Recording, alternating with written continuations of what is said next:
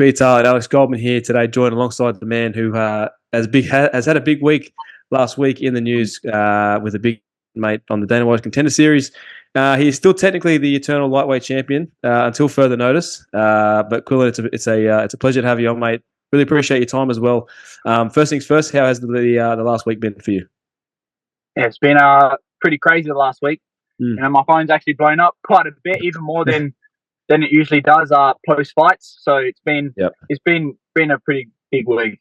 Yeah, understandably, man, for sure. When you got that call for the Dana White's Contender Series, one thing I wanted to know, man, is what kind of mind frame do you look at that at? Is that sort of like something where you go, oh, you know, well, I accomplished it, and it's sort of like, oh, awesome, I did it, I got the call up, or is it that sort of other side of the coin where it's, I know this was meant to happen, it was full steam ahead sort of thing? If you know where I'm coming from, where it's not like you were.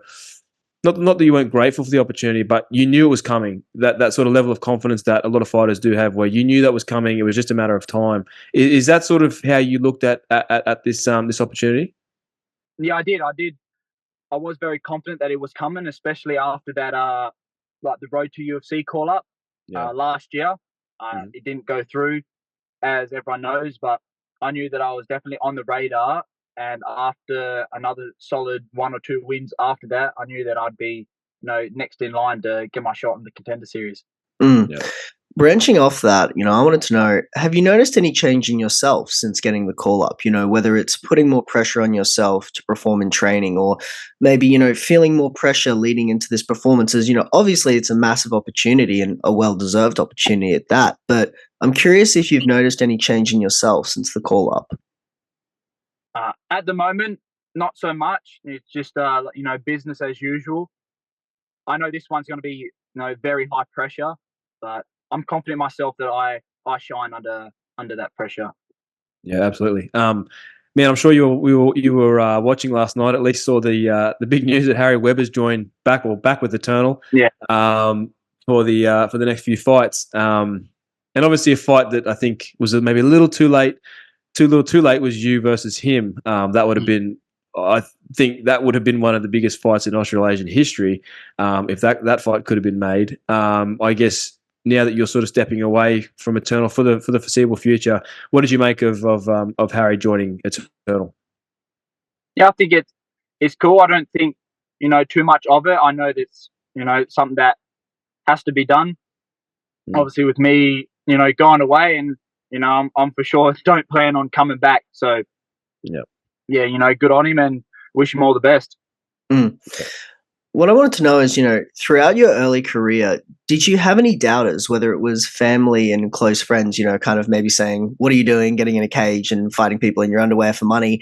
And, if you did have any doubters, I'm curious, how did you sort of handle that or navigate that? As, particularly if any of them were friends or family, I imagine that could be quite hard to deal with.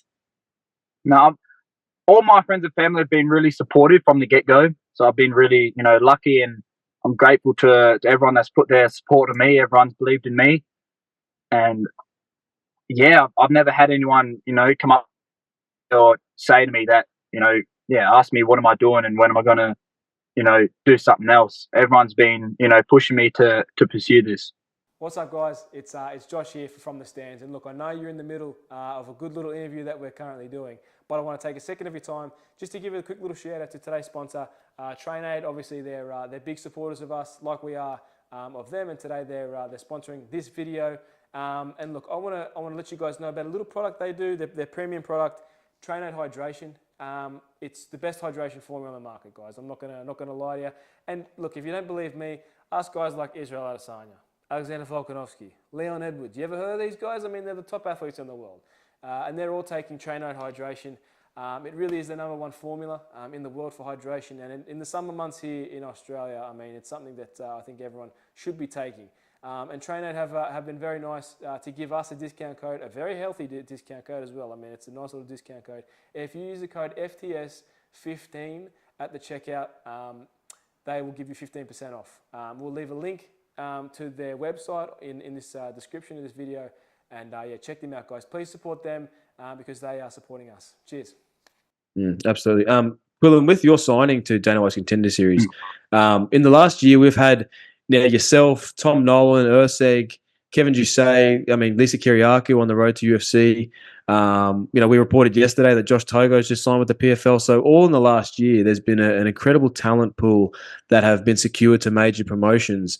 It's quite incredible. And I think what we're sort of heading into is like the renaissance of Australian MMA. We're really starting to that's sort of unprecedented, I believe, to have that many guys signed and girls signed to major promotions.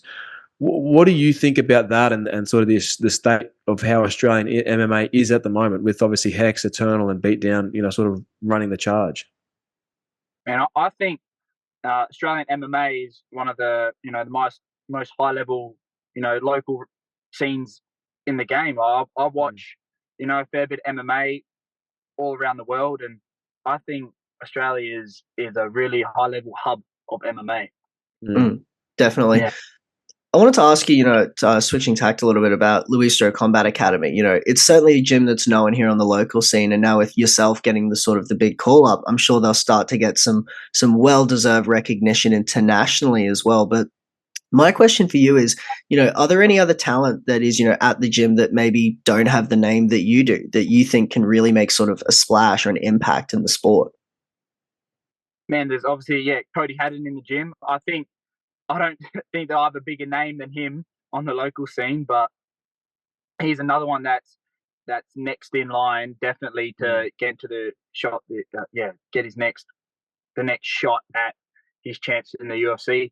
I was kind of hoping, my plan was to get on the same, say, Contender Series card as him. I reckon that would have been like a dream. We're both on the same Contender Series card, both get a contract at the same time. So now he's kind of got to be split up, but Cody Hatton's going to be, a big thing in the very near future. What's that relationship like with Cody? I know just through watching, your guys' Instagram and stuff like that, you guys do seem very close. And like you talk about, you guys both competing on Contender would have been a pretty cool story. Not that I don't think Cody's time will come. I think I think a bit more activity from him this year and over the next year, and there's every chance he's in the Contender Series next year. And then you guys will both be in the UFC. But I guess, can you talk to me a little bit about what that relationship's like with Cody? And I guess now that you are heading to the Dana White's Contender Series, that must be a massive motivating factor for him. Yeah, of course. I think our relationship, I think, is kind of like competitive in the gym. Like, he is definitely the hardest round in the gym, I find, and I'm like 15 kilos heavier than him. Yeah, 2 weight classes above. And when I see him walk in the gym on like sparring day, I know that we're going to get some good work in. He's a tough little dude, man. So yeah, whoever he fights, I just feel bad for them. So yeah, I think within 1 or 2 more fights, he's definitely going to get his shot. Yeah, absolutely.